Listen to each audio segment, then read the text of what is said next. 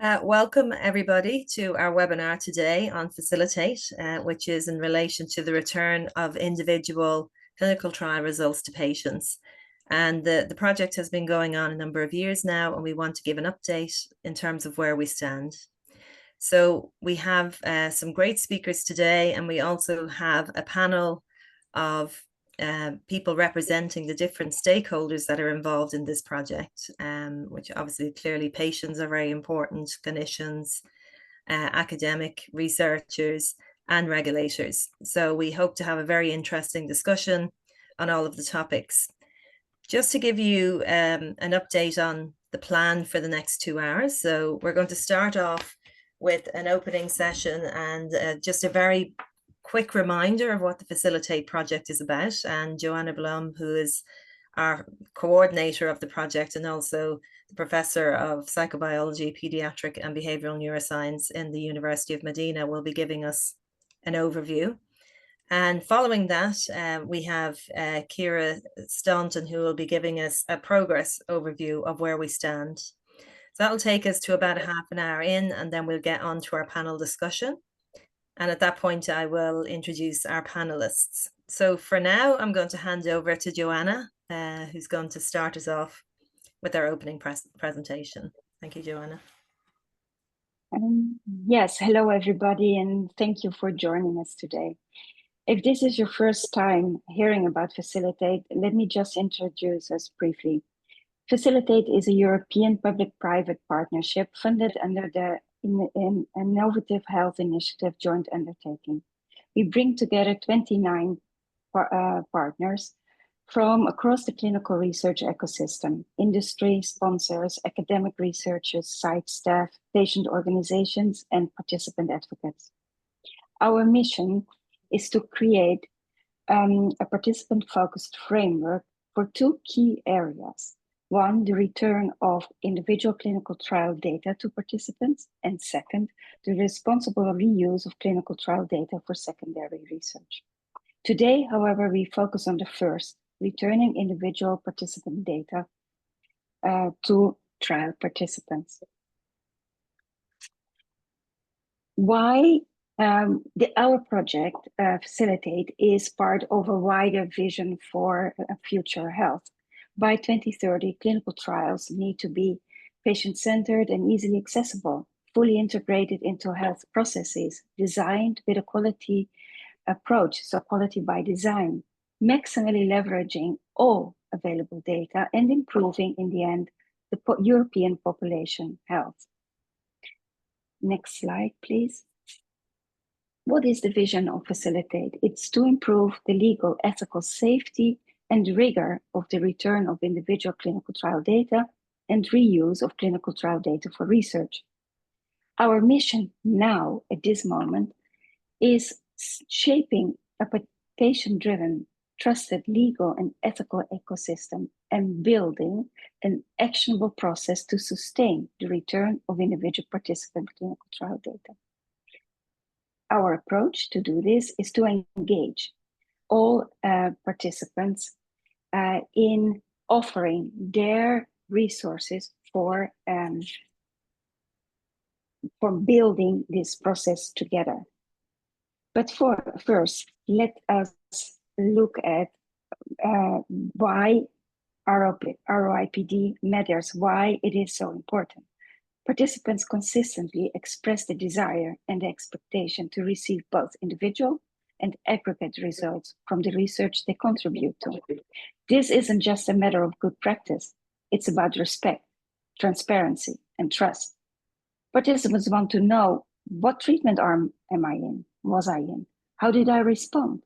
What do these results mean for my current and future health? When data is not returned or not explained, participants may feel disregarded, not respected. They may lose trust. They may decline future participation. Currently, we are in a shifting environment, and we have shifting expectations, evolving different responsibilities. In recent years, we have seen growing demand for greater transparency and communication in clinical trials. Regulatory guidance like the EMA's requirement for a plain language summary of trial outcomes reflects this shift. However, participants often want more than general summaries. They want to feel informed, acknowledged, and engaged throughout their journey. Return of individual participant data is a direct response to these evolving expectations. It supports ethical conduct, enhances trust, and strengthens the social alliance between researchers and participants. When full return isn't possible, we must explain why, because transparency fosters understanding, while silence fosters mistrust. So let's look next slide. What RoIPD, return of individual participant data, is and isn't. It's a process that begins early and extends well beyond the trial's conclusion. Returning data is about more than access. It requires clear communication, multiple formats, planning, contextual explanation by staff, and tools. RoIPD, return of individual participant data, is not dumping data. It's not giving all data back, whatever. It's an act of respectful engagement. Next slide. Next slide, please. So here, just go back one. Facilitate is now 3.5 years into the project, and we have had a long journey. We have in this journey, the last 3.5 years, set ethical foundations for RoIPD, introduced values like utility, next slide, autonomy and transparency.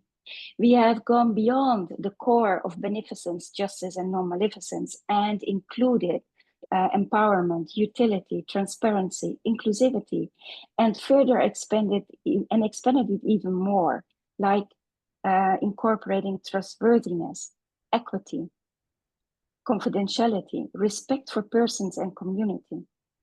This is what Facilitate is about and what we have started to set up in the beginning of the process. We are now moving on and asking the harder questions. What should we return? When? How? Who should return? What kind of data? And we have started, next slide please, to develop a flexible, robust framework, but we have encountered challenges and we are still encountering them. We are living in a fragmented EU landscape of different national legislative rules and regulations. We have problems on the level of interoperability, on the level of data quality and security, which we have to find solutions for. Next slide, please. What we have done when we've walked into these challenges with what has been done, we thought about how could we do things differently. And so we put on a different lens that allowed many more solutions, more creative solutions. Next slide, please. We introduced flexibility into the process, and Kira Staunton will explain you how this is declined in the RoIPD process process. We called it RoIPD by design. It's like creating a building, next slide please, which contains different floor plans. That means there's flexibility according to the needs and available resources of all sponsors. And that means that, yes, you can buy into the return of individual participant data. You can do it with your resources, and you have to adhere to a few common principles. Now, Kira will explain you what that entails and how this can be declined individually to the different sponsors. Next slide, please. What is our roadmap for the coming year?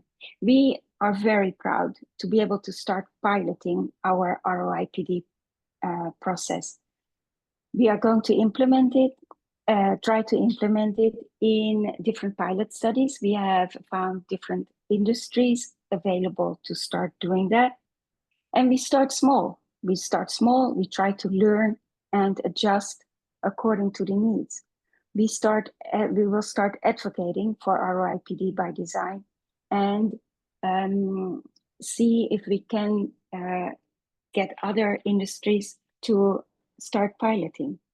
The program is iterative, so we will analyze, start over again, make it better, learn from what is going well and what is not going not so well. Eventually scale the processes and prepare for a wider EU adaptation. And in the end, by the end of the project, we will provide the wider community with guidance documents and facilitating update of return of individual participant data by design. Next slide. We strongly believe as a facilitate community that together and only together we can design flexible solutions for the return of individual participant data under the same EU head, but with different approaches by different sponsors according to their availability and capability. Thank you. Thank you so much, Joanna. I just want to mention as well that we are allocating 30 minutes at the end of the webinar for questions. So if anyone has any questions on any of the presentations or for the panelists, we will be doing a question and answer session at the end. So please keep note of any questions that you have. So I'm going to hand over now to Ciara Staunton, who's been also working on the project from the start and is going to give us an overview of where we stand at this point in time. Thank you, Ciara. Thank you, Nuala. Thank you, Johanna. So good morning, good afternoon, good evening to all. Very happy to join you today to give you an update of where we are in the current development of our ethical and legal framework within Facilitate. Okay, so over the next 20 minutes, what I'm going to do is talk through the Facilitate approach to the return of individual participant data, or RoIPD, much of which Johanna has already alluded to. I'll then talk through the legal implications of this approach if we are going to embed RoIPD by design within the clinical trials. What are the legal implications of this? And then I look at the ethical framework that we have developed thus far that's going to guide the operationalization of RoIPD by design. So first things first, what is the Facilitate approach? Now, over the past 3 years, the consortium has spent quite a bit of time thinking about RoIPD and our visions for it. And we have agreed and centered on 3 elements to our approach within Facilitate. The first is that it is participant-centric. And this is a concept that has been there since the very beginning of the project. The second is that it's not just RoIPD, but it's the return of individual participant data by design. And I'll speak about that in a moment. And the third is, as Johanna has already mentioned, our processes are to be flexible. It's important to note that all 3 are interlinked and complementary, and one cannot exist without the other. So our ethical acceptability of flexibility is very much contingent on us having a participant-centric approach in place. So let us go through each one of those in turn. Turning first to participant-centric. Since the beginning, our discussions in Facilitate have focused on the need to develop participant-centric approaches to the return of individual participant data. But what exactly do we mean by that? Well, first, the participants are viewed as active and equal partners in the research process. They are not passive subjects, but active partners. Participant-centric is an approach that emphasizes transparency and communication in both developing and operationalization return of individual participant data.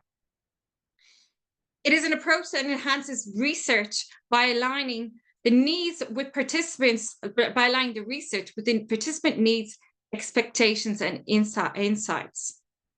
It is very much an approach which is about shared decision-making and collaboration. And it is a shift from a paternalistic model to a much more process in which we co-create processes together. So that is participant-centric. The second is a novel concept, which is very much new within the Facilitate project. And that is what we are looking at and encouraging and advocating for is RoIPD by design. What exactly do we mean by RoIPD by design? Well, first, it is an intentional approach to RoIPD, and we are designing the processes and planning for its operationalization at the outset. So at the very beginning, we begin to think about, plan for, about how we're going to return individual participant data. As a result, RoIPD is embedded within the trial.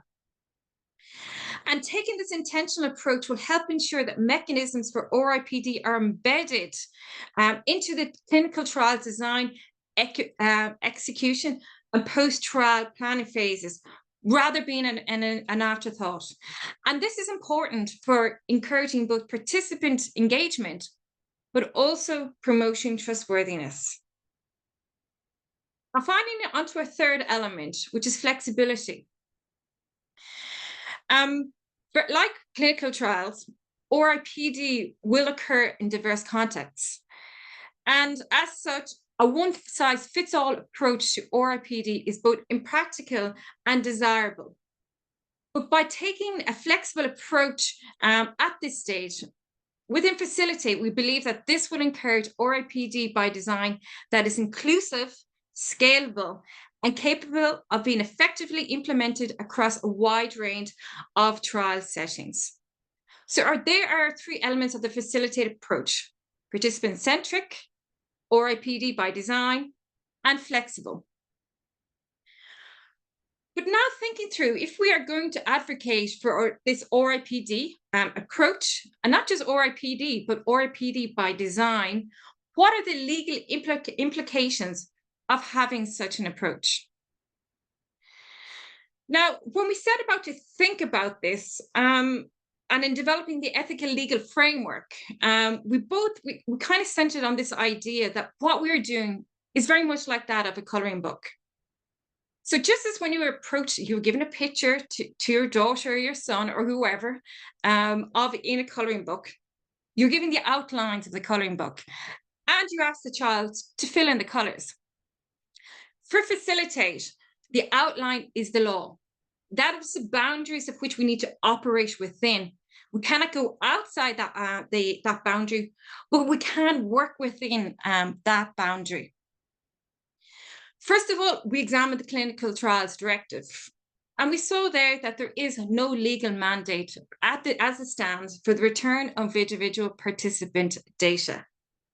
Now, we can flesh this out a little bit more in the question and answer, but at this juncture, we also do not advocate for there to be a legal mandate. Next, we turned our attention to the GDPR. And, as many people will think, those of you sitting on the calls, you might think that, well, this is very much like a right of access under the GDPR. Do we not already have that right in place? Well, the answer is, which emerged from our legal analysis, is that there are quite a number of similarities between RoIPD by design and also the right of access, but they are different.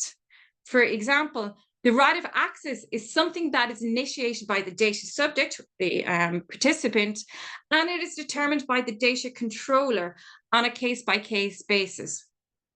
What we're trying to do by this RoIPD by design approach is something a little bit different. It is a process that we want the sponsor and that the sponsor should initiate, and it is for the data subject to decide whether or not they would like to participate or not and get their data back. So it is not a right of access under the GDPR. The implications for it not being a right of access on the GDPR is that you need a lawful basis to return this data to the participant. And we began to think about, well, maybe it could fall under the lawful basis of the clinical trial itself. And perhaps, that is where your lawful basis could reside. Now, in thinking through this, we spent quite a bit of time looking at the guidance on this point, because there is, of course, as many of you are aware, specific guidance on the legal implications of return of individual participant data. But when we did look at the guidance on the clinical trials directive itself, what we focused on is the key question is whether or not the return of individual participant data could fall within the primary use of the clinical trial, as described by the European Data Protection Board. And whether or not it does fall within that kind of depends on your approach to RoIPD.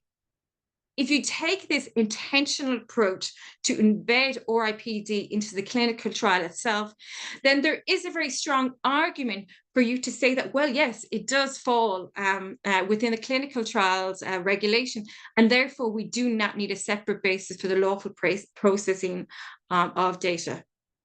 But as we said, it is uncertain at the moment in absence of guidance. And to err on the side of caution, you may also want to obtain the consent under the GDPR to this lawful basis to the processing of data. So the current legal situation is there is no legal mandate for the return of individual participant data. It is not a right of access under the GDPR, although it is quite similar. And as such, we need a lawful basis for the processing of this personal data to return the data to participants. So that is our legal framework. Now we next wanted to start filling in the colors of our coloring book. And that is where the ethical framework comes into to place. And in designing our ethical framework, we wanted all our processes to be guided by ethical principles. And as Johanna mentioned, our discussion started by looking at traditional ethical principles, but it then begins to focus on what ethical principles are fit to guide ethical return of individual participant data. And so what we centered on is agreement on these 7 substantive principles and 2 procedural principles. And if you wanted to read a little bit more, as we don't have time today on these, we have published a paper on that in which we reflect on the process for development, as well as discussing what these principles mean in practice within this context. So now if we jump back to our coloring book analogy, we've set up our legal parameters, we've set out our outline, and we've identified our ethical principles, and our ethical principles could be related to those pens in different colors around the book. But now we want to get these ethical principles and start filling in the colors within our coloring book. And that is beginning to help us think about how do we ethically operationalize RoIPD in practice. Now, in the white paper, which we're hoping to publish within the next month or 2, you will see a lot more guidance that is a little bit more comprehensive than what we'll talk about today. But there are 2 points which I will focus on, and that in operationalizing ethically RoIPDs by design. And that is the co-creation protocols and also how you may approach consent. If we turn first to the co-creation of protocols, we do advocate for a co-creation process that can involve investigators and patient groups.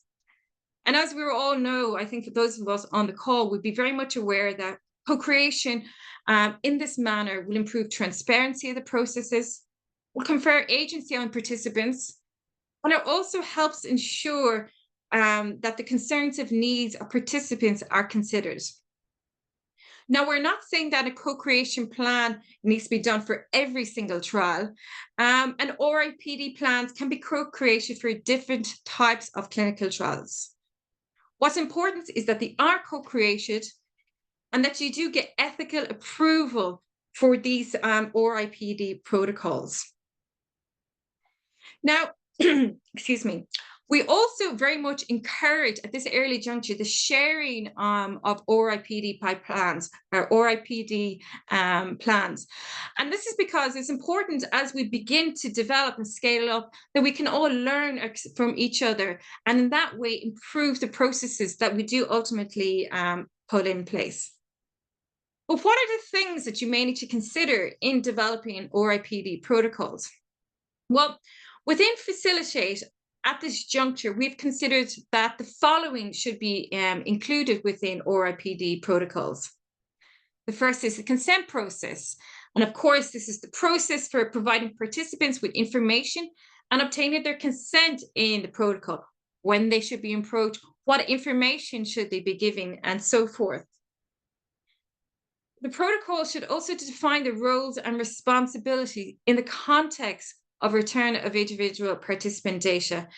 And this will include, of course, the role and responsibility of the sponsors, the investigator, and also the participants. Their roles and responsibilities should be included. It's important that participants should be told about the data that will be returned and its timing, what data should be returned during the clinical trial, and why some data may be only returned after the clinical trial. It would be important to explain the impact, why this timing may also differ. And also importantly, what data will be returned. And finally, of course, as you'll all be aware, that all of these protocols must adhere to all ethical and legal national and international standards. And finally, approaching consent. Now, there are different mechanisms through which you may return the data. It may be done through an online platform, as done by, in some contexts. It may be done by an individual or a healthcare professional, or it may be done by both an individual and also a platform. Now, the consent process will vary according to the mechanism or the method that is used to return data. But there are three junctures that we've identified that you may talk to participants as it pertains to return of individual participant data. That is, of course, at the time of enrollment. It is also could be the time in which a participant makes a decision on whether or not they want to participate or not and get their data returned. And of course, the actual point of data return, a conversation will need to be had. And these three junctures reflect that, consent is a process. It is not a one-stop shop or one point in time, but is it a process that can continue throughout the clinical trial itself. Now, when you see our guidance that will be published on this, and some of them are already available on our website in the context of certain deliverables, which Nuala, I'm sure you can provide the link to it. Within the guidance, we do mention certain points which are important to facilitate and help you approach consent. The first one, of course, is the importance of health literacy. And we encourage the development of basic health literacy tools, such as glossaries, links to relevant information, and communication aids that you may develop. And again, we encourage the dissemination of these health literacy tools to encourage a community of practice within the context of return of individual participant data. Our guidance also emphasizes the importance of the skills and knowledge for those who are discussing RoIPD with participants. We don't actually focus on the profession of those who are returning individual participant data, but rather the skills, and ensuring that those who are returning have the requisite skills and knowledge to be the appropriate person to return individual participant data. And of course, in our guidance, we also talk about the informed consent form and what in particular needs to be included so that you satisfy your GDPR requirements. And we also give guidance on the privacy notices that must be included if our platform, for example, is going to be used to return individual participant data. So that is kind of an overview of where we are at the moment. We have this white paper that's coming out. We've identified the key elements of the Facilitate approach. We've identified the legal parameters that exist at this point in time. And we've begun to develop some ethical guidance to help operationalize RoIPD. So what is the next steps for Facilitate? Well, as Johanna has already mentioned, we have developed our pilots, and they have begun. And we expect to learn quite a bit from those pilots. But we are also still busy working on clinical guidelines, which is going to be our final deliverable, where we'll be addressing some key questions such as what data should be returned, for example, and also flesh out what we mean by co-creation and what is needed to satisfy this co-creation element.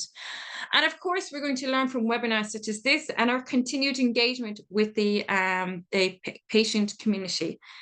So I thank you all, and I hand back now to Nuala. Thank you so much, Ciara, and you kept perfectly to time there. Thank you.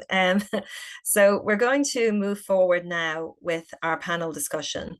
So we have, as I said at the beginning, panelists representing the different stakeholder groups. Key to the project has been the patient engagement. We have a patient advisory board, and 2 members of our patient advisory group were to be present today. Unfortunately, one is unwell, but we do have Menia, who is obviously going to represent the patient focus area. And we're going to start a discussion there. Menia is co-founder of Karkanaki Awareness for Childhood and Adolescent Cancer, and she's been a passionate patient advocate. She's a UPATI fellow.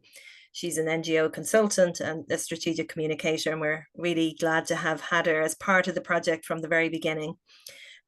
So I'm just going to ask you to start off with, Menia, why you feel this return of individual participant data is important, and what challenges maybe you see or any gaps that you see in terms of the process so far.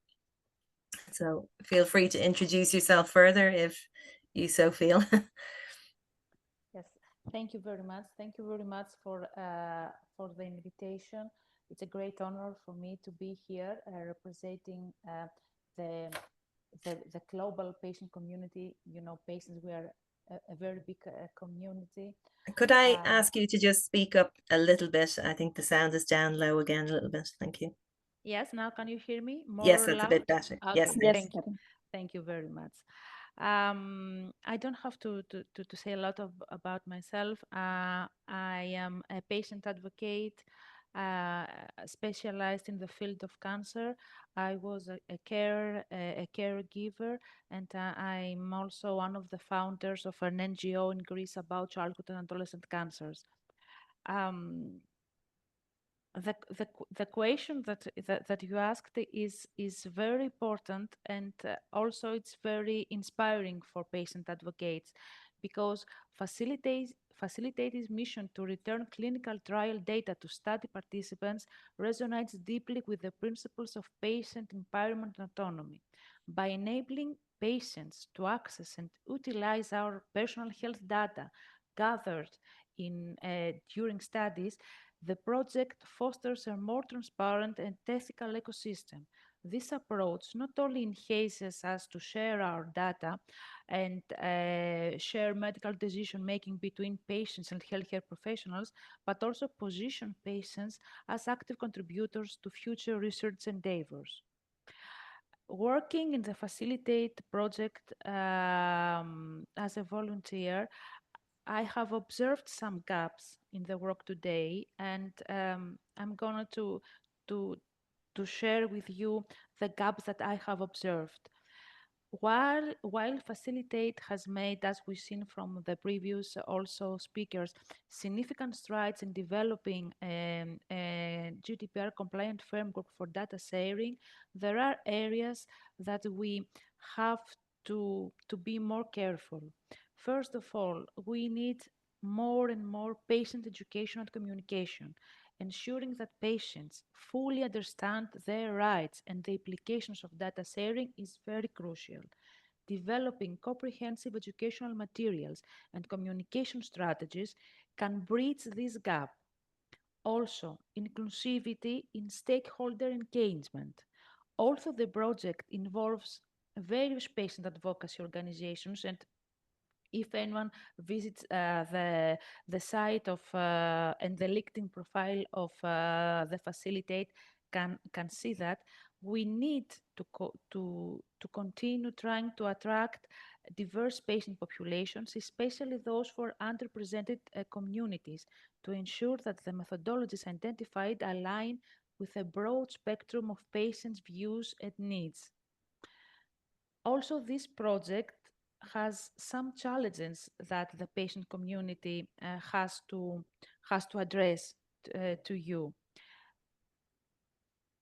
We have to be more careful and discuss about harmonizing data protection regulations, navigating the complexities of varying national data protection laws within the EU, because we know that European countries, we don't have a unique health system or a unified health system. Different countries, different national health system. We need to create a framework for data sharing. This is a very urgent need. We have also to build trust among patients. We have to establish and maintain trust, because it's very essential for patient participation. And I mean that we need to involve transparent communication about how data will be used, stored, and protected. This is very, very important for patients and caregivers. We also have to consider the technical infrastructure development. Not all countries are developing on technology.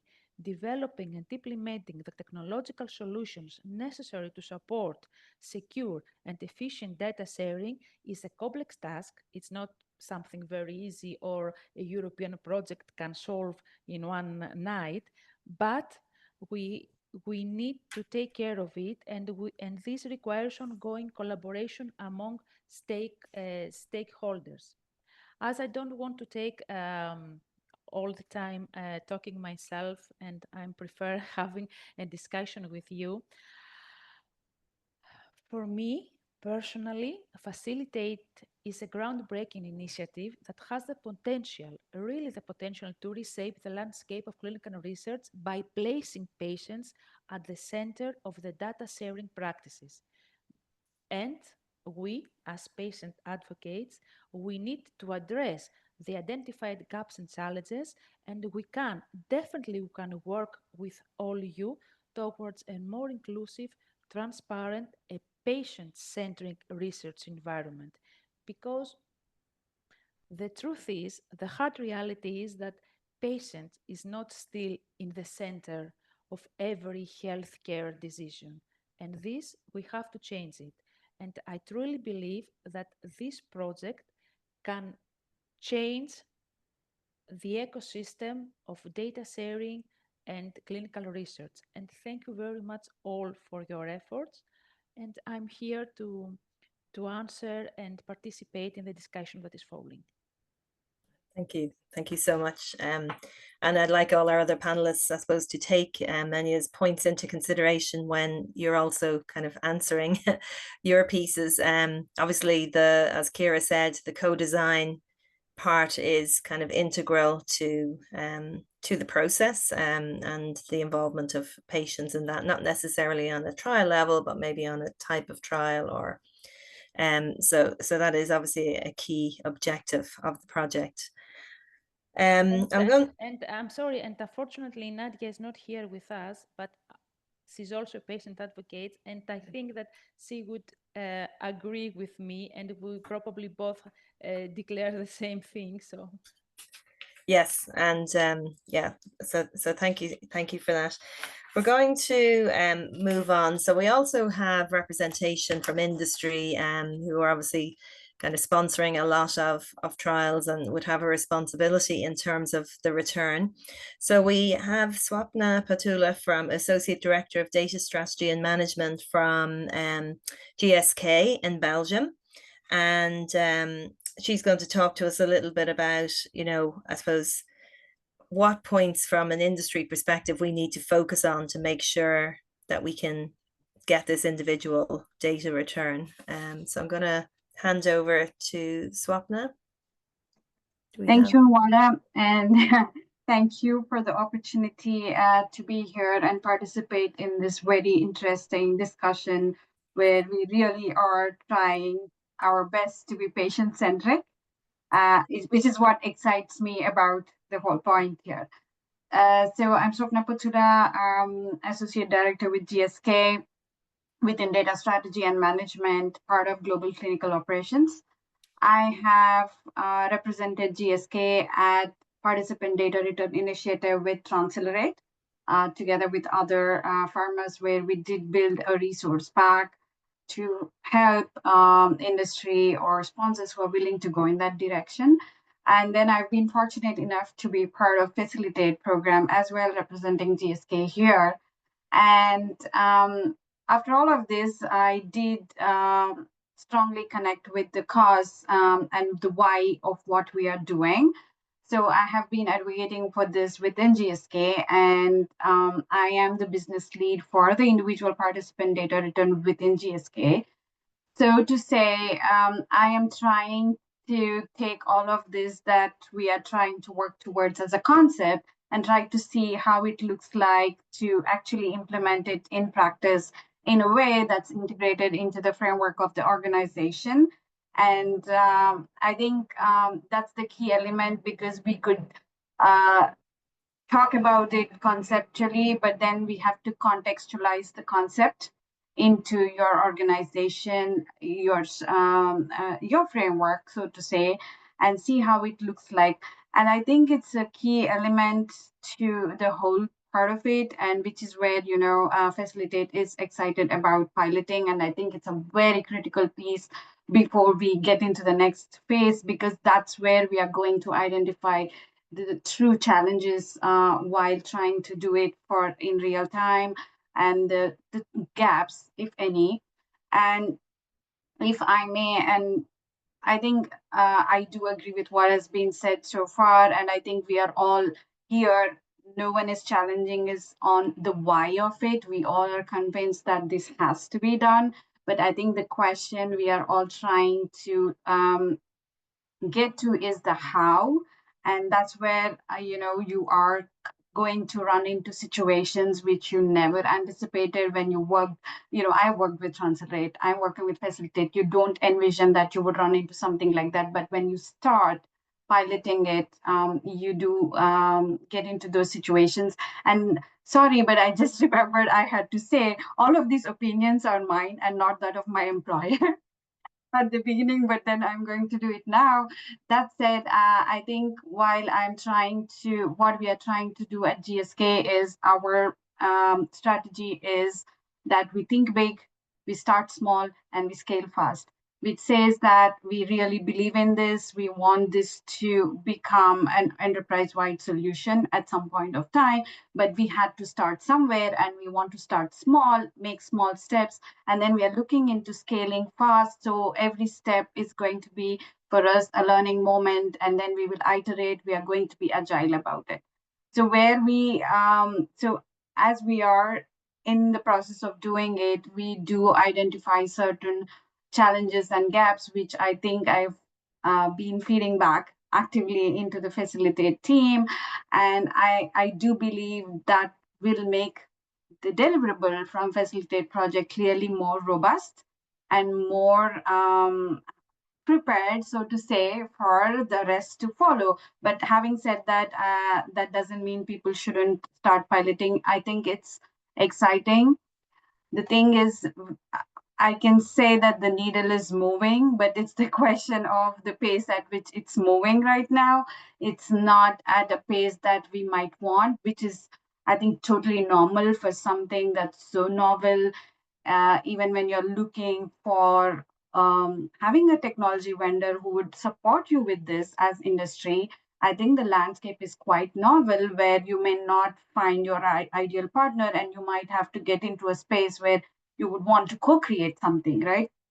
So these are all the things, but we can get into the details. And again, being conscious of the time we have here, I would like to pause for now, and then look forward to the exciting discussion we are going to have.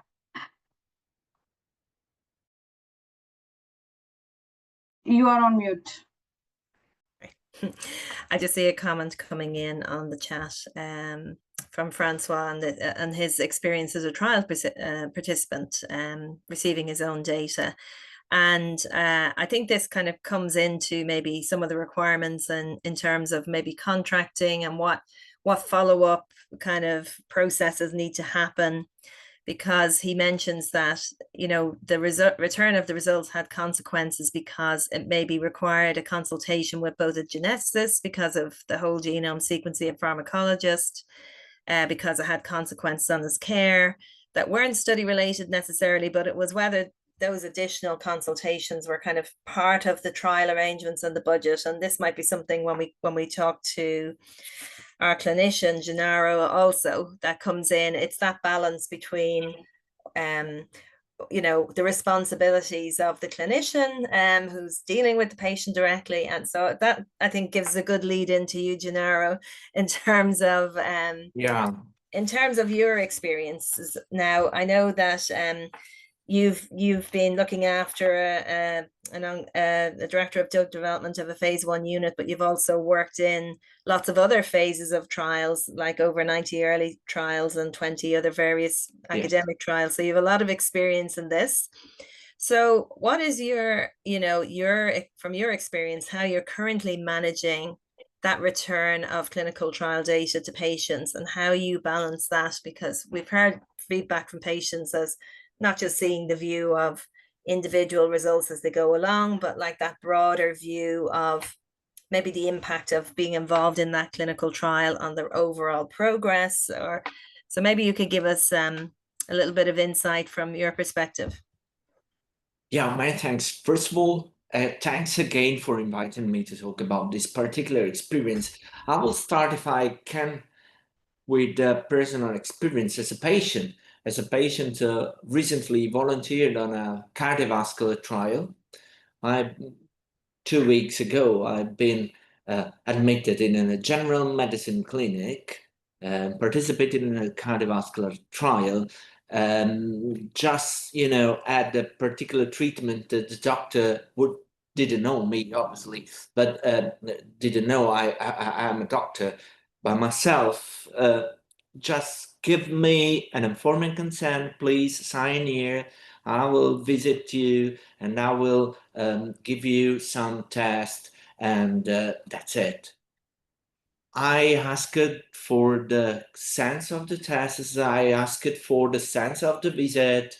I have to say, I see the doctors morning about my questions, but it was just, you know, a general visit in a general medicine clinic that is not particularly wrong by a medical point of view, but research is different. If I think how we run in our phase 1 unit, this part of the participation of a trial, we give the patient's information, shade the informed consent a long time before asking the patients to participate in a trial. As soon as we see, we give a lot of time, to understand the consent, understand the information, to consult with the familiars, trustees, other doctors, and at the end of this journey that can last, you know, some days, virtually a week or a bit more, the patients accept. While I'm talking about the information before participating into the trial, while the main topic of this afternoon is data produced upon the participation of the trial. Because by my point of view, the starting point is very similar. Participating in the clinical trials is a matter of trust before the physician and the patient. And this trust can allow to disclose important clinical data before what we know, why we ask a patient to participate in a trial, and the general contribution of patients upon participating in a trial. I love the comment of Francois, I guess. Maybe we can have a little bit more, you know, about the responsibility of disclose and discuss the importance of clinical data produced on a trial in a minute, but we usually are used to discuss data produced, clinical relevant data produced upon a trial with our patients throughout their participation in a trial. But this is the simple part of the discussion. If I think to several, sensitive data produced on a trial, like the right of a patient after the participation on the trial to know if she or he received placebo or active drug, how can be disclosed to the particular patients without breaking the right of maintaining this knowledge secret, at least by the trial design. As a sponsor, as an academic sponsor, I've never seen any problem to disclose this information, while this information will be vital to the treatment, the further treatment the patients should receive. So second part, everything could be important to be disclosed if we consider the objective of the trial of the data disclosure. So in summary, I would say that restitution by design is crucial in this scenario. We are used to get data from patients in clinical trial related to the objective of the trial. We need to understand which are the data we can disclose related to the objective, the aim of this disclosure. That's the most important part of the discussion. All the things about the disclosure itself and the responsibility, I do believe at this point is just a matter of the trust between the researcher, between the physician and the patient itself. And just getting back to Francois' question, do you think that it's something that should be contracted, that, what happens at the end of the trial? So you mentioned about breaking up the blind, and you can only do that in emergency situations to let the patient know, or to know what if there's a safety concern or other things. But maybe some of that information may only be available after the trial is finished, right? So maybe after you're done treating the patient. So if that information is available later, what kind of co-design do you think needs to be in place in order to facilitate that process later, so you can give that proper clinical opinion, I suppose? Yeah. First, we need to take into account the patient's primary interest, that is to derive a benefit from any participation into a trial, any treatment he or she received. Second, we need to balance, the reliability of the data we produce, because this is in clinical research an important task. When we treat patients in clinical research, we do not really treat those patients we see in our clinic to make them a benefit, but we also aim to produce robust data to potentially help all the other patients, although we do not need all the other patients. So we need to balance these two concepts. If the disclosure of the data, we say, breaking the blind, or other data, we need to balance between the reliability of the data we produce and the need for patients. First, the need of the patient. If a patient needs to be treated and the treatment choice is based on what he received or she received on a trial, for me, is the primary interest. Second, we need to take into account, we need to consider the robustness and the reliability of data we produce. So if breaking the blind at the point we need it does not impair the evaluation of the data produced. So why not? Yeah, and I think it was mentioned earlier, I think by Joanna, and also I suppose, you know, linked into something that Manny is saying. It's like, well, what's, you know, what data is important? I mean, and not having a data dump, because I think I remember talking to you previously, you were mentioning that there's millions of data points here. So it's Right. how do you design what, you know, obviously there has to be that co-design of what the patients really want and need and what you think is not going to cause harm, or, you know, making sure there's a balance of understanding and that it can be interpreted. So yeah, I think that's all. Again here, in my opinion, two considerations. First one is, you know, it's a cooperation, it's a trust between researchers, physicians and patients. Please let us know why it is important for you to understand the data we produce in clinical trial. Second consideration is a matter of fact that the clinical research is increasing in complexities. You quoted the fact that it is established that from the early 2000s to 2020s, the amount of data we collect per each trial must doubled, or at least, you know, it's even worse, the picture, from 400, 500,000 data point we collect in one trial, all the patients in one trial. We in 2000 we arrived right now to 2024 collecting more than 3 million data points.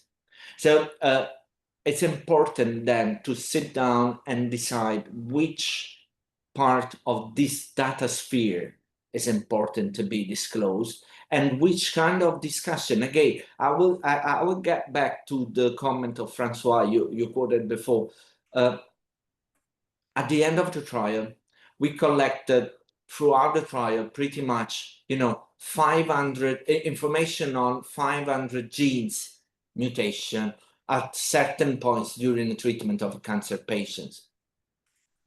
After and we use for treatment prioritization, let's say 40, 50 genes mutations, 50 biomarkers that can be used for treatment prioritization of treatment choice.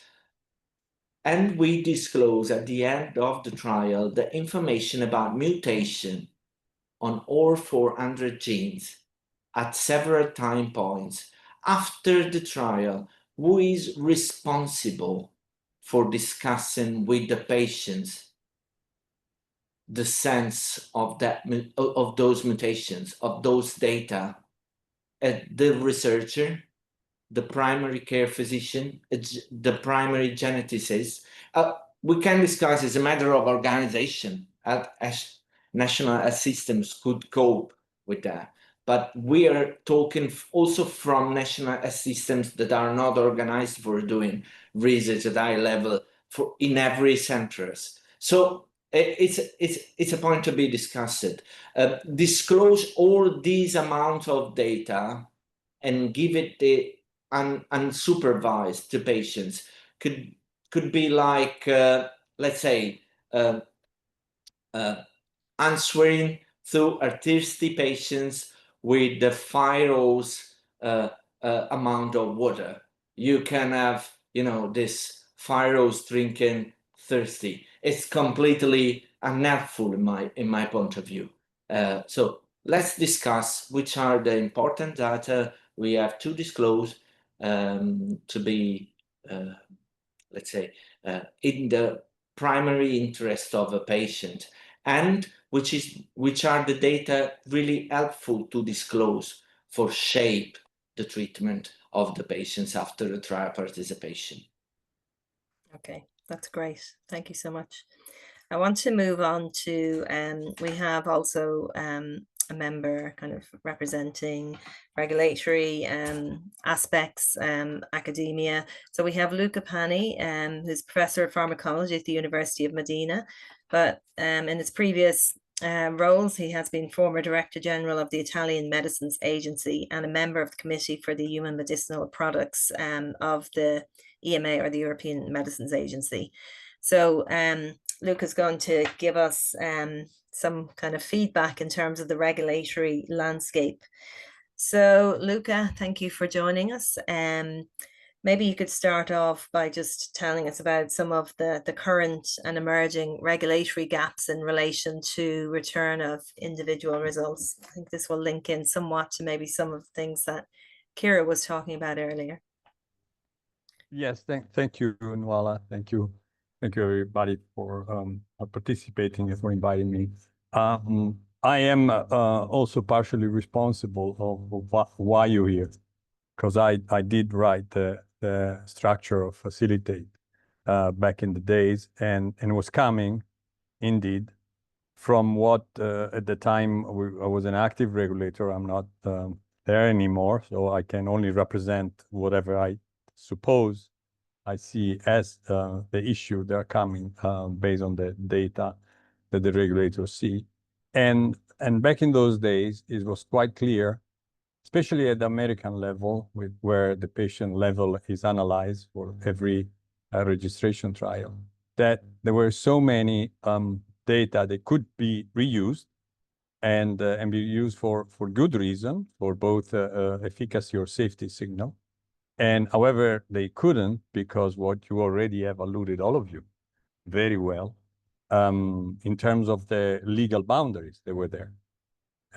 So even if you would see the potential for a signal or a data or a particular information, you in theory had to rerun a trial to demonstrate that that was the case. And can you imagine, many I was discussing this, the burden for the families and the patients, right? To redo this in terms of that. So what are in looking at how the Facilitate has evolved, and the thing that I wrote, I made some notes of what could be the hurdles and the gaps. So from the regulatory point of view, of course. First, under the clinical trial regulation, it was already said very well by Chara, you must state in the clinical trial information system whether or not you will return the data, okay?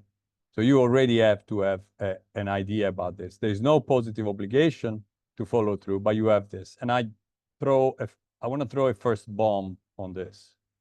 So the AI and the machine learning are coming big time. They're already here. Now they analyze this data, even anonymous, okay?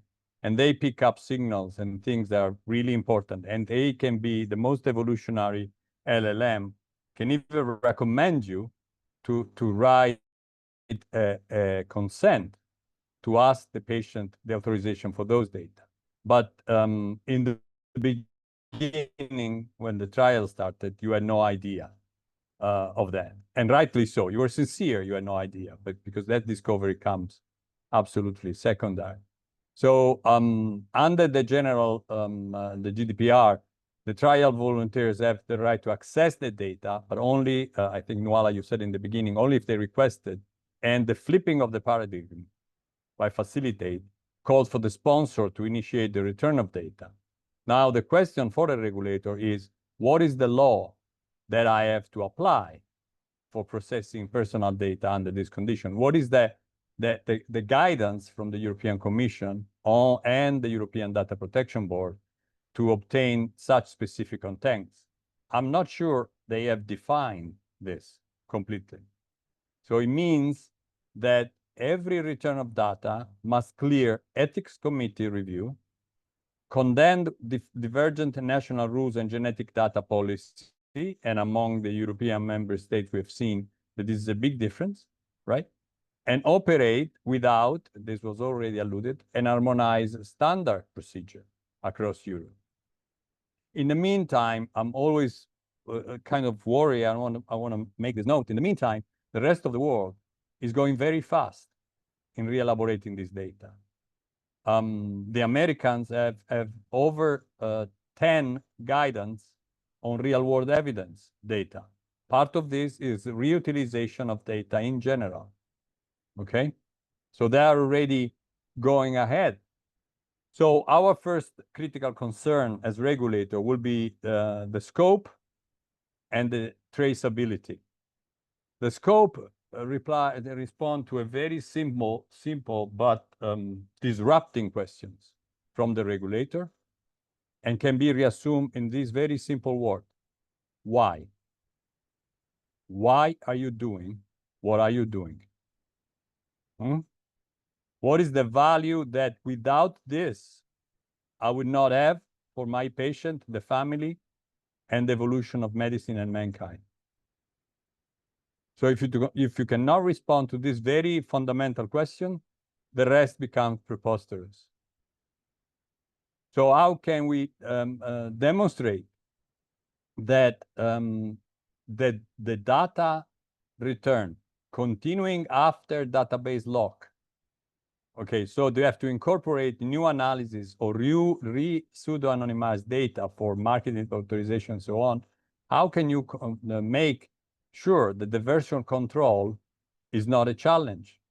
How do you demonstrate which version of the data set that each participant is receiving while satisfy the standards? The archiving standards is one thing by the ICH.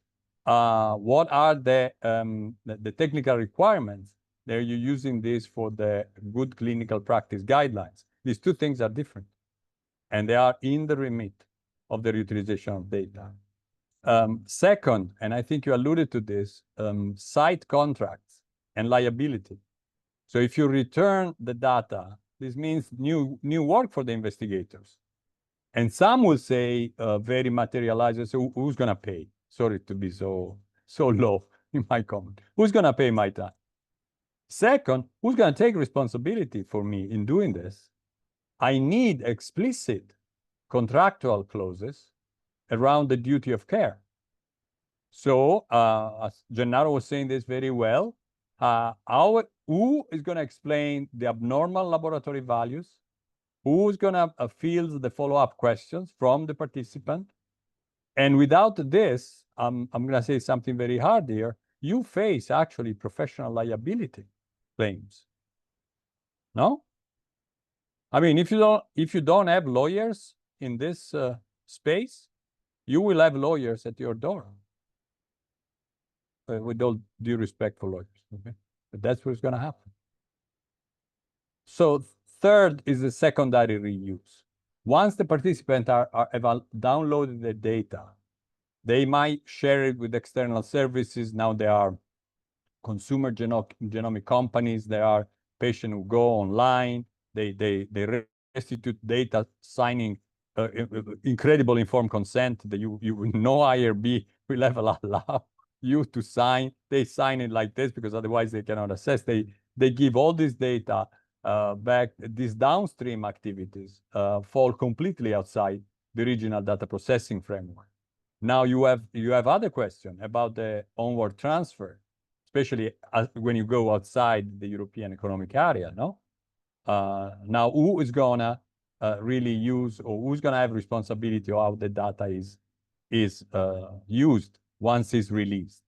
In my original talk to the IMI meeting 2019, I pointed out the fact that the issue was not only about ownership of data, it was mainly on access of data. I can leave you the ownership. The data is yours. I don't want your data, okay? I can elaborate your data in a secondary way, anonymize it, and use it. Now you're giving me access. Did I? I did not understand. So again, you need to explain this to me. So I think, and I want to close, we need to, and I think the facilitates as addressing this very well. This prototype process is challenging a lot of these things. So one is the operational differences. The second is the MFA, the multi-factor authorization. We have a couple of ideas on how you can do this, how you can do by the requirement of 2 or more independent verification methods across clinical trial site. to do this. And then this was alluded to you from you guys. I think Chara, probably you said this about the literacy gap. This is something very important. Without the structured clinical contest, this is going to be difficult. I don't want to sound pessimistic. I'm just realistic in this. I think there are also important opportunities that the regulator might indicate. And so I think that the most important one, and I close, is really what Facilitate, in a sense, discovered. It was always there, but Facilitate, the team, Joanna did an incredible job on this, and you all, on the trust dividend. That could be the real token to be used. You know, that can improve patient recruitment, both the retentions, strengthen the reputation by the sponsors, a lot of stuff. Unfortunately, trust is one of those words that has incredible implication, right? Apparently very easy, everybody understands what it is, and yet very difficult. Nobody knows exactly how to do it and how to measure it. But that's the real challenge that Facilitate has tackled. Can I trust you? Can I trust you with my health? Because that's what the real game is, and it's not a game. Okay, thanks for that, Luca. I do think it's positive, though, that, you know, that with the new clinical trial information system, that it is prompting sponsors right at the beginning to consider this return of individual patient data, because obviously previously it was only down to the overall summary. So even having that in the system, in the regulatory system, that people have to think about that from the very beginning, is prompting more and more sponsors to kind of integrate that into their plan and to follow through. There's a couple of questions coming through here, and maybe one of them might be relevant in relation to the European health data space, and how this, you know, the processes can be integrated here. I don't know whether anyone, Joanna or Shakira or anyone wants to take that question. I'm happy to jump in and kind of answer a few together or reflect on some comments, particularly in the legal points. Yes. I'm actually going to start off on the contractual issues. And this is something, the need for having what should be included within the site contracts has come up in the last year. And in the white paper, when we publish it in the next month or two, you will see that we do talk about that. Now, what initially, when Facilitate, as Luca, as you're well aware, when it was kind of conceptualized and approved, we did say that we're going to provide detailed text on the informed consent, on privacy guidance, privacy notes that need to be produced, but also on the contracts. And our discussions as it evolved realized that as a consortium, we could not do that, because the exact wording that would need to go into the contracts is so specific that we could not even attempt to cover even a fraction of that. So in answer to Rachel, your direct answer to your question here, do we have any example of contractual clauses around duty of care and liability? We don't. Now, it has come up, and we are aware from one of our partners who have experienced challenges in what needs to go into the contracts, that this is important. But I think at this juncture, Facilitate isn't in a position where it can actually give that level of detail. I think the value of where we've gotten to in Facilitate is that we've made a very strong case for that it is needed, why it is needed. We set out the legal parameters as they currently exist, and we are very much operation in, one would say, a legal vacuum. Now, I'm not calling for a legal framework, and I don't think at this stage we really should have one. Much more experience in this space is needed before we have a legal framework. And it is for that reason that we're more focusing on what is ethical in this space, what are ethical processes, what do we need to do to support the ethical implementation and operationalization of this. So at this juncture, we are not in that position, but we do really encourage those who are embarking on this journey to share what has worked. And this kind of knowledge and sharing of knowledge is important. I absolutely think that the European Health Data Space is very powerful in kind of getting the message out there, which is returning data and giving, empowering participants with their data, and also giving them more access to the data. So in that context, I absolutely do think that we can leverage the European Health Data Space. And one final comment, Nuala, and then I'll hand it over to Johanna. In another question I saw on the other lawful bases, you'll see in the white paper and one of the deliverables, we actually reflect on all of the lawful bases. The reason we set line consent, it is that is one that is, we think, the most suitable from a legal perspective in this context, but also from an ethical perspective, because consent does what we're trying to, what the lawful basis of consent does what we're trying to do overall, which is give control and autonomy back to the participant. It is their decision to participate, and it's also their decision to withdraw from the entire process. And I'll hand it back to you. Yeah, can I just yeah, in terms of, I do think it's important, as you say, that people are sharing examples and use cases, and not necessarily that that's a guidance. So you're saying it's impossible to maybe give, this is what you have to have in your contract, because it may vary, but at least if people are sharing those examples, then it gives people a starting point, and obviously they have to make considerations based on the trial, the company, the country, everything. Exactly. At this juncture, all we can say is this should be included, or we recommend or advise or think it should be included, and then it's up to each side to just figure out the exact word. Yeah, I don't know whether you saw that comment, Ciara. There was one earlier on, it was about withdrawal of consent and the implications of this withdrawal of consent for the study. And I'm not sure if I understood correctly the question, but I don't know whether that's in relation to how that the implication of that on the return of the results. Now, obviously, if they've consented to the return of results, but they want to return, they'd still be entitled to their data back of what they had done up until that point. It depends on the lawful basis that's used as well. Like we do encourage, and then definitely I'll give it back to Johanna, is that we do recognize that it's grey and it's vague and it's unclear whether or not the lawful basis of the clinical trial could apply to this. But we do advise in this kind of grey and certain area that there is a separate lawful basis for the return of individual participant data. And I think that question actually kind of speaks again to why there should be a separate lawful basis. Withdrawn from the study should not mean that you withdraw for getting your data back. Okay. All right, Joanna, I'll pass over to you now. Yes, I just wanted to stress something that Ciara said.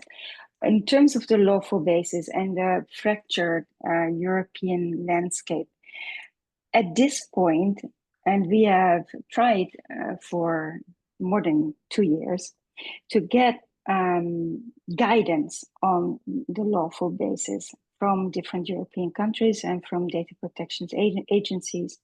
And there is right now absolutely no willingness or preparedness to give that, to offer us that guidance. That's where we started thinking about or flipping the issue and starting thinking in a different way.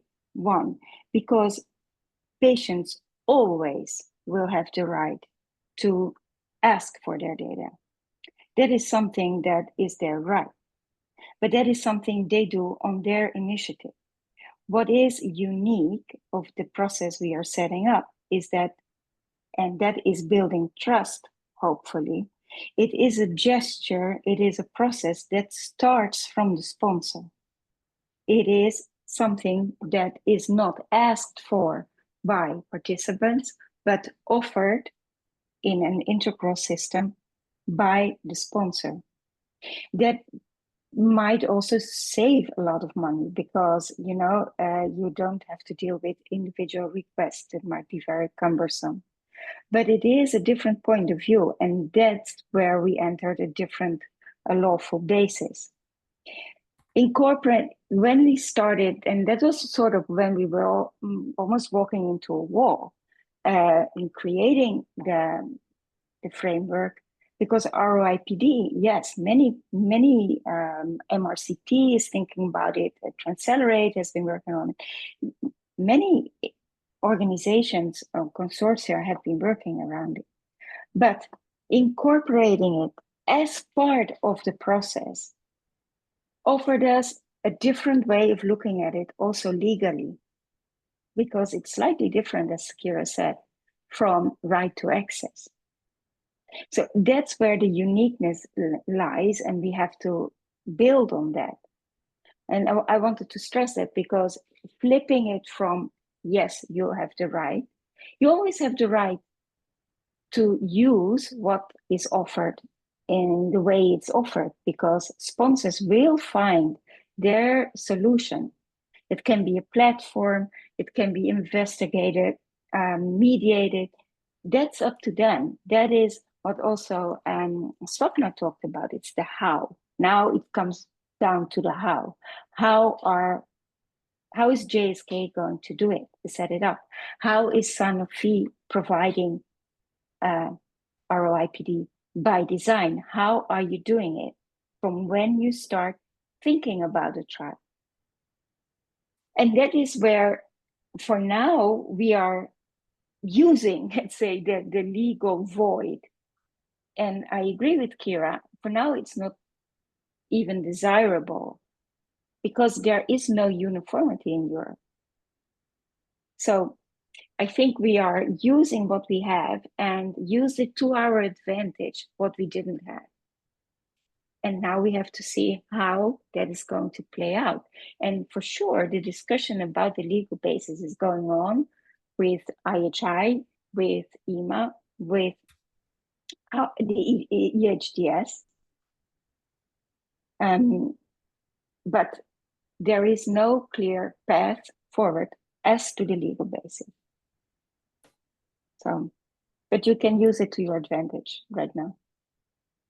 Okay. Okay.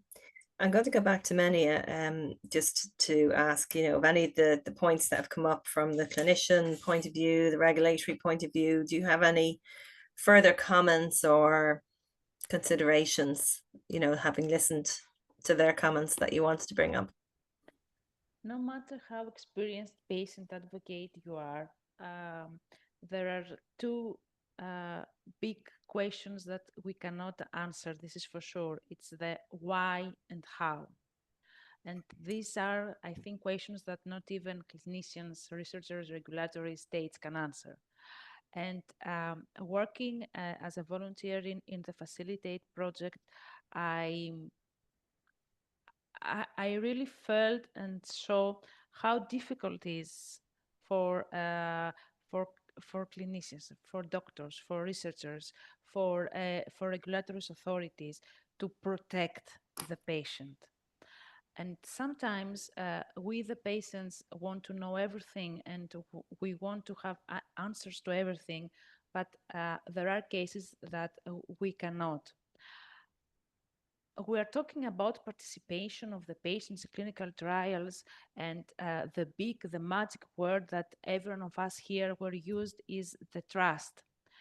And in a more practical way, I would suggest that there is the patient participation in a clinical trial, but also there is the patient involvement. And this is where the role of the patient advocate is. And you can use patient advocates, you can involve patient advocates in the first design of a clinical trial to help you gain the trust of the patients. And we should also consider that there is the patient, there is the patient participant, but there is also the caregivers, because we have a lot of patients that they cannot decide for themselves. They cannot even fill the consent form. So the caregiver has to do it. And this is a whole ecosystem that should be involved in every project like the Facilitate. The return of the data is also something that the patient community has not, I think, a clear statement about that. For example, I will speak for myself. When you raised the question, what are you going to do with your data after the clinical trial? I have never thought about it. Who is going to protect my data after the clinical trial? I do not know. And for sure, there are European countries that they cannot answer. They cannot give me the answer because of all the differences that we have already commented. And my last comment is about quality of life. And quality of life is still not in the table and in any discussion. And this is also a very important issue for patient advocates, the quality of life. But for me, today, the most important question that I have to figure out is about the return of data. And thank you very much for giving me extra food for thought. Okay, thank you. I'm just, there was another question. Sorry, someone said no.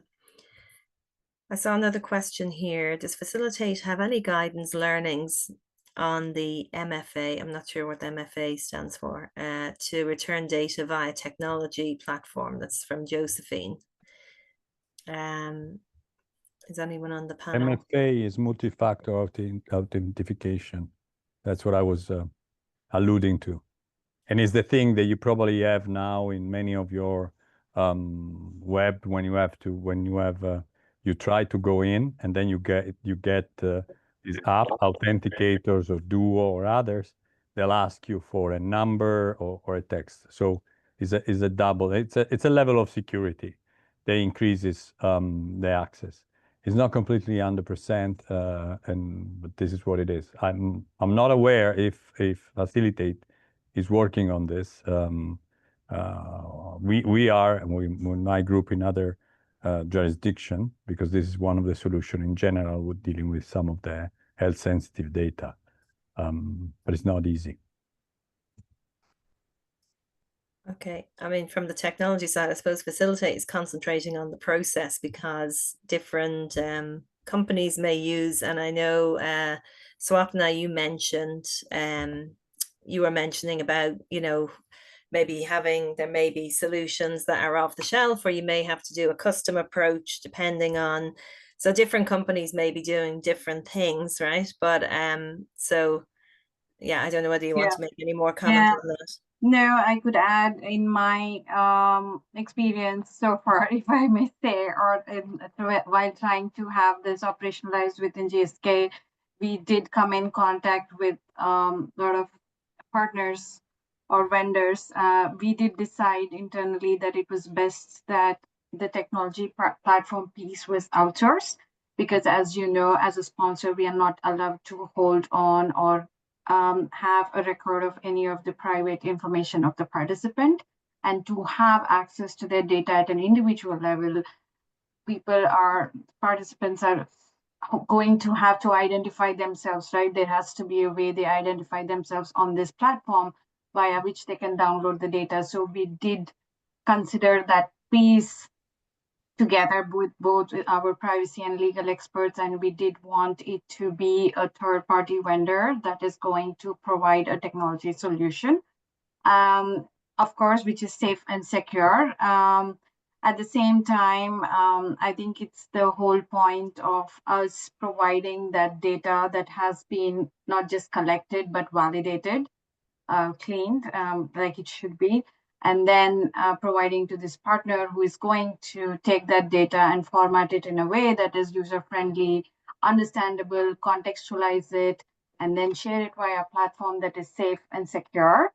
So that's where we are in terms of how we are organizing ourselves with this. Again, this is a pilot. It could change based on what the learnings will come out of this pilot. Okay, thank you. I see that Martina has raised her hand. I don't know, Daniela, can we hear Martina if she talks, or does she have to type? I'm just wondering. Is it open mic?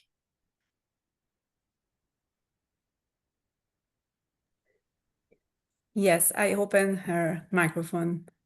Okay, Martina.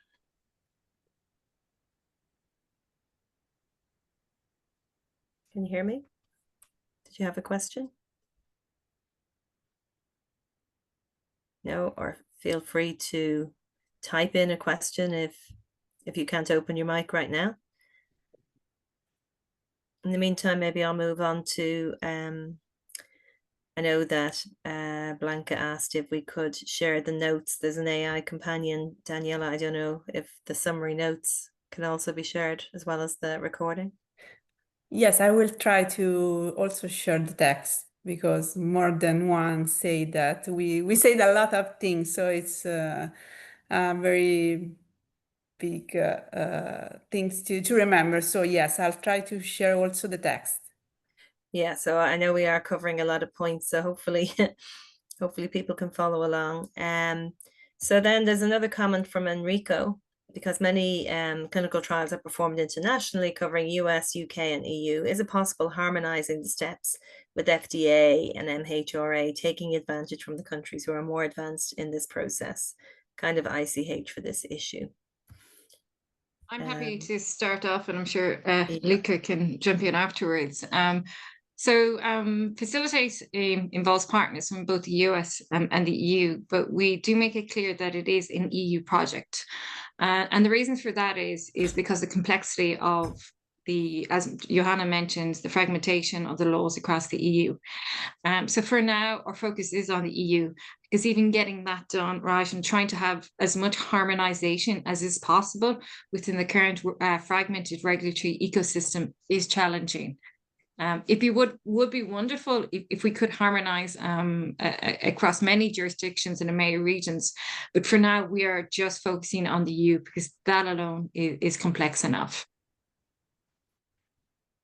Luca, did you want to add anything to that? No, it's absolutely correct. It would imply, and I don't even know if that would be possible in our lifetime, a change of the jurisdiction and the legal remit for certain things. The handling of the data for the American system is completely different when it comes to, for instance, to clinical trials. Companies that are global, like Swampna and others, they know that they are into a paradoxical situation sometimes, which they have almost to reproduce, to double the submission to show the same thing. They might get along with some of the early data, some phase 1, some special population and so on. But then when it comes to the handling of the data, especially the follow-up on the duration of response or other things, and the reutilization, those are two different jurisdictions. We did try to harmonize this, and it wasn't possible. And the GDPR states this very clearly, right? Where is your server? Where is your server physically staying? That would have consequences. So I agree, Chiara, with you. It's already complicated like this. Let's not go too global, but it is an issue, and a lot of other countries are following this up because of the value of this. It's very high. Not only commercial, also ethical. There's a lot of value to repeat stuff that you know already. Come on. But Joanna, maybe you can comment, because I know obviously, although this is a European project, there has been kind of discussions on what's happening with other initiatives. And obviously there was the patient data access initiative in the US, which kind of was done previously, that, you know, there was input fed in from that and learnings. I think in Harvard, what's the group in Harvard that I think you were talking to, that MRCT, you know, who are also looking. So I suppose there has been cross discussion, but it is a European project, right? But there is cross learnings and discussions happening with other international projects. We are actually creating more and more synergies, because, you know, this is a European initiative, but there is a global effort in getting this right. And I think you can learn from each other under different situations. But what is interesting that we got feedback on recently, and it got us to think, because Facilitate is truly a European project. And that came that became clear when we got feedback on the use of the glossary. And I insisted a lot on having a facilitated glossary. And to some extent, in the beginning, we thought, well, this is why redoing a glossary? And MRCT has 160 entrances, STDM has their glossary, C-Script has their glossary. And in the end, we got feedback that one of the things most appreciated by participants and patients is the glossary. And I'm like, why? And then I was talking with Kira about that, and it came to us that this is European. So European patients and participants access this. They're not going to access other initiatives. So it is important that Facilitate represents what is the European landscape and what people, participants, individuals, patients that live in Europe can access easily. In that sense, Facilitate is pretty unique and also appreciated for that, because it is talking to the European landscape. Although but we have a continuous confrontation and a continuous exchange on how to approach different problems. And if you go back to what data, when the data, all different initiatives agree on the fact that data have to be analytically valid. That's not something unique to Facilitate or MRCT, and they have to be clinically valid. And we look at results that are urgent or actionable or personally useful. We all agree on that. Now, how you're going to do that, how you're going to incorporate it, that is something unique to Europe.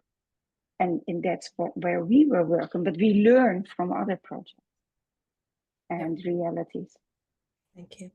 Martina has typed in her question into the chat here. So I think this question is kind of probably more around the secondary use of data rather than the return of individual data. But it's, do you have any data protection strategy when biotech sell patient data, e.g. genomic and pharmacology data attached with a product?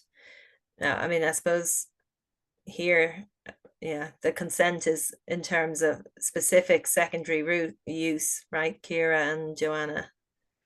Yeah, this we would have not be. Yeah. Sorry, no, go. No, go. Martina, the focus of Facilitate is on now the return of individual participant data. So in that context, no, we haven't considered that. And that I think would fall under, secondary use, which unfortunately is out of scope for now. But we have a webinar on secondary use, a previous webinar, which is not a tell-all, it's not a final solution, but it speaks to what we are doing with under Facilitate. It is a very difficult problem. We started off in Facilitate working both on the return of individual participant data as well as secondary use. And into the project, this was not a good approach because they have different needs. They operate under different laws. They operate under a whole set of different, they need different safeguards. So we separated them. And also in the European landscape, this became even more complicated. So what we've done in Facilitate, and that's something we will provide you with, we are this week closing a Delphi study that has 3 rounds on the secondary use of clinical trial data. And by the end of the year or earlier, I hope, we'll produce a paper on the results. And this study brings together experts from all over the world, actually, that have been thinking about what how can we progress on the secondary use of clinical trial data. So yeah, I hope by the end of the year we can give you some more clear information on that. Okay. There's another question came in. If trial is made in the country considered trustworthy, but the data is stored in another country, how easily is this communicated to patients? So I'm thinking, is this the question of where at the beginning in the consenting and the information as to where the data is stored? Not sure if that's the question, or if it's a matter of how it's communicated to patients in the end, how it's transferred to them. But I mean, I think we're considering that anywhere in Europe that the process would be that the data could be communicated back to them, irrespective of the country that it's stored in or the country that they're taking part in. I guess the process would be an all European process, right? So is there any more questions in there that I've missed? Maybe we can spend the last few minutes just going around. I know we do have a question that we want to, Daniela, you want to put up for people to answer in terms of what they've learned from the webinar. Maybe we can put that up on the screen. And so, has your understanding of the return of individual patient data in clinical research improved as a result of attending this webinar? If we could ask you to answer that while maybe we're just going around the panel and maybe just giving the final comments. Gennaro, maybe do you have any final comments that you want to leave people with, or anything that's come up? Yeah, first of all, I mean, I agree with what Minia say. It's important to share why we want data return, how we can use this data. That's the most important question. And it's not just a matter of choice. It's not just a matter, it's matter of discussion, and this to be made, in my opinion, throughout all the process of trial participation, from the very beginning, the design of the trial, to the very end, when the data should be disclosed for their intentional use. And be careful about unintentional use, as Lucas said, when a page, when data could be given to off-the-shelf genomic commercial initiatives that can't tell you necessarily what is really helpful for the patient journey. Okay, thank you. Luca, do you have any final comments you want to make? Oh, you're on mute. You're muted. Yeah, story of my life. Later, this thing, you're on mute. So I think we are in a pivotal regulatory inflection point, because we really need to. First of all, you know very well you cannot get rid of the regulators, right? So sooner or later you'll come in front of them, and the fact they are hesitant, Joanna, is the fact that either the data that we are bringing are not disturbing enough, or they're not mature enough. So either way, but they will come. So I suggest we continue to poke on them in a proactive way. And but I think if we obtain an explicit consent, if we draft a clear contractual agreement for the clinical sites, and prepare to leverage the infrastructure of the European health data space, we can basically transform the data return from what it is now, which is, I think, is a compliance checkbook, into a strategic advantage, and most importantly, a genuine service to the trial participant. Yes. So that is the pivotal movement we need to bring on. Easier to say than to do it. To do. But those are the pillars. There are not too many, but I think we can tackle them. I mean, Facilitate has done an incredible job in the last years to set this foundation of the prototype process. So I want to congratulate you all for the work you've done as well. Thank you. Thank you. Thank you. Swapna, do you have any final comments from industry side? Well, I continue to say that we have to get started at it, and I think that's the best way for us to, make that impact, and the rest will follow. So go do that. Doesn't matter how small, doesn't matter how little data. Try to do that and get going. That's how we are going to make an impact in this space. Yeah. Yeah. So learn as we go and improve. That's all we can do. Yeah. Okay. So I don't know whether Kira or Joanna, you wanted to make any final points. Yeah, I just want to thank the whole Facilitate family, and we have grown and we have contaminated sponsors and stakeholders, and Swapna is one of them.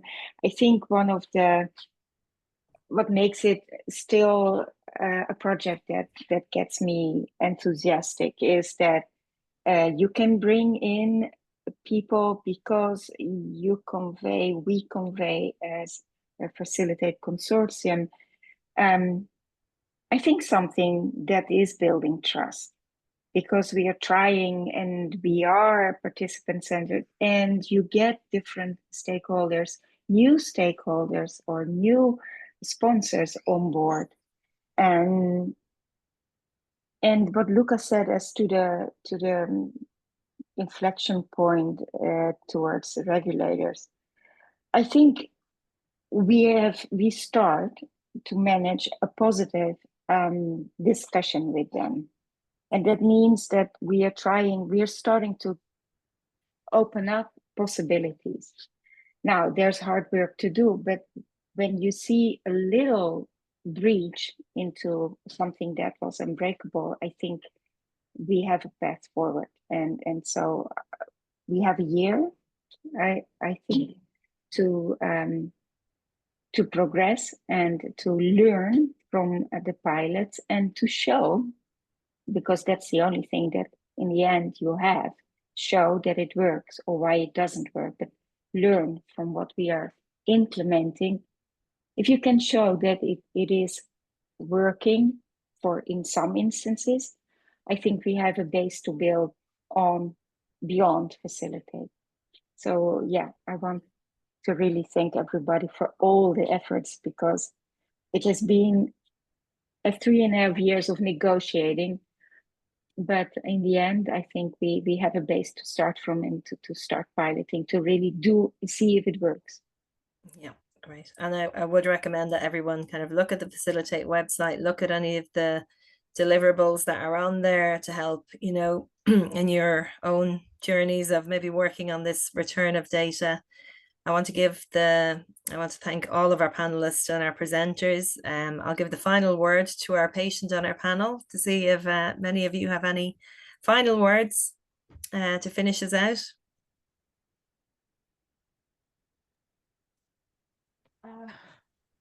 Not putting you on the spot or anything. No, it's okay. It's something that I wrote down during the this webinar, because a lot of new things for me. If I could use one phrase for describing the Facilitate project as a patient advocate, is that we are turning passive patients into informed patients in clinical research. And this is why the patient community should give the feedback to the Facilitate or any other project about data. Thank you very much. That's a nice point to finish. So thank you everybody for joining, and we will be sending out the recording to any participants, and you will see everything on the website, and Daniela will hopefully be able to summarize from the AI recording as well. And thank you everybody for your participation. Thank you. I'm going to close the webinar there. Thank you. Bye-bye. Thank you. Bye-bye. You take Thank care. you. Bye-bye.